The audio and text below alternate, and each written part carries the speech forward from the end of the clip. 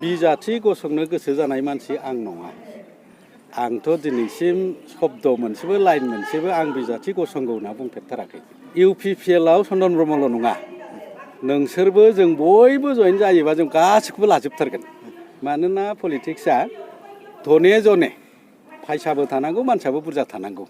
ओंखायनो जोंहा फान्डनि बेबस्था दं आरो मानसिखौथ' जों बर', हारसा, सावथाल, बांगाल, राजबंसि बयखौबो लेंगासिनो दं, इनक्लुडिं चन्दन ब्रह्म।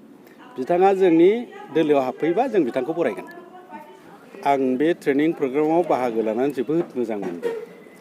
मानोना जेसेबां पलिटिकेल पार्टिस दं बिस्रा बायदिसिना प्रग्राम थायो, जेरै वार्कशप थायो, सेमिनार थायो, ट्रेनिं प्रग्राम थायो, कर्मि सभा थायो, मास गेदारिं थायो। आरो बे इउपिपिएल पलिटिकेल पार्टिनि ब्लक वाइज ट्रेनिं प्रग्राम जे बेहाय फैनानै आं जोबोद गोसो गोजोननाय मोन्दों। बा नों क'क्राझार लकसभायाव सारखौबो माने रायजो राजाफ्रा एसे आसा खालामदोंमोन बिजाथि गसंगोन नामा होननानै, सारा बिनि सायाव माबायदि प्रिपारेसन? बिजाथि गसंनो गोसो जानाय मानसि आं नङा। आंथ' दिनैसिम शब्द मोनसेबो लाइन मोनसेबो आं बिजाथि गसंगौ होनना बुंफेरथाराखै।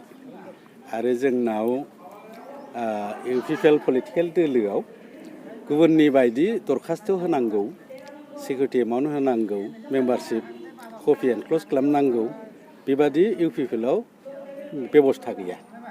इउपिपिएल दोलोआ सेन्ट्रेल लेभेला साथाम मानसिनि नाम प्रिकेट खालामो, सार्भे सलायो। बे साथाम इउपिपिएलनि हिरकस्थानीय जे नेता, बिसिनि गेजेराव सोरखौ होयोब्ला देरहाथारगोन बेखौनो होनाय जायो। ओंखायनो बेहाय बिजाथि बिमालाय मा, बिजामालाय मा। ओंखायनो जोंनि मानसिफ्रा मित्र गस्थिनि मोनसे पार्ट जानायखाय दाख्लै माबायाव 15 तारिख नभेम्बराव एजिपि बिजिपि इउपिपिएलनि मेल जानानै थाङो। बेवहाय फेब्रुवारियाव फर्मेलि डिक्लेयार खालामगोन। ओंखायनो समस्थिनि नाम आरो बिजाथिनि नामखौ खुगा दाखेवथ' होनलायलायनानै थादों आरोखि जों। ओंखायनो जों बेवहाय खुगा खेवथ'वा।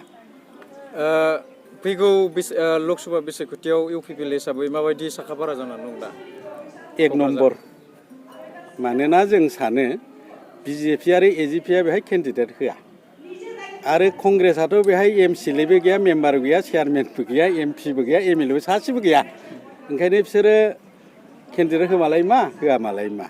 आरो नोंथांमोनहा मिथिगौ, बे हाग्रामा महिलारि सारनि दल बिपिएफआ आगोलाव बिसिना एमसिएलएआनो 40आव 39मोन। दा थांनाय बाराव बिसोरो 17 जन देरहादों, 6 जना खारबाय। ओंखायनो 11 जन दं। बे 11 जनाबो जोंजों जगाजग खालामगासिनो दं, सासे सानै। आरो माखासेया खिन्थु बिजेपिजों जगाजग खालामगासिनो दं। जोंसो इउपिपिएल आरो बिजेपिआ मोनसे बन्द'बस्थ' खालामनानै दोनदों। दाथ' सरकारा सोलिगासिनो दं, इएमनिबो जोंहा खथा गैला। ओंखायनो इउपिपिएलआबो बिसोरखौ सासेबो लानो नाङा आरो जों बिजेपिआबो लाया, बे बन्द'बस्थ थादों।